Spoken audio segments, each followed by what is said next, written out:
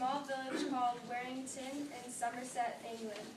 In 1652, he attended Oxford University and studied medicine and finally acquired his bachelor in 1674.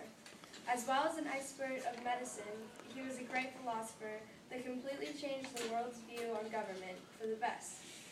He wrote and published over 20 books and essays on his ideas. One of the most popular novels that is still used today, called The Second Treatise of Government, is one of the most influential of them all. You see his impact when the Declaration of Independence says, "Everyone is endowed by their Creator while the rights of life, liberty, and the pursuit of happiness. And the purpose of government is to protect those rights." All right, thank you. Nice to meet you, everybody. Thanks for coming out today.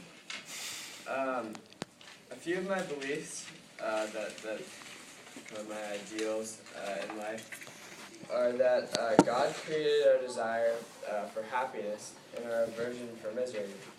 And He did that to help us search for the truth. And He also gave us the ability to reason and come together and make compromises and make better decisions as a whole. We're all equally God's children. He made us all equal. And because of that, He must want everybody to be happy. And every person has the duty to preserve both themselves and also others. So we must look out for everybody, not just ourselves, because if we're all equal, we need to help everybody. Okay. So one of the biggest things I worked on, and I've been working on, is property rights and private property rights.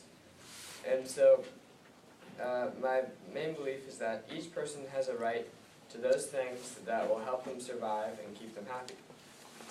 And God has provided us with all the materials we need to pursue those ends, such as natural resources and real estate and basically anything that we can find on the earth that helps us make a product or a house or anything.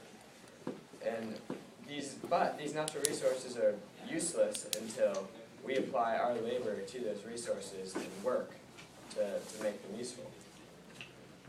So any product of a man's physical labor will make it so that then belongs to him. So if he goes out and he farms a field, then that's then his property and he owns it. But no man can take possession of more than they need, because that can harm other people. And furthermore, nobody can take possession of something if it harms somebody else. And that's also, it's wasteful, and we need to, we need to look out for everybody and keep the interests of everybody in our heads, not just our own. But unfortunately, not everybody will abide by these rules, and that's just the reality.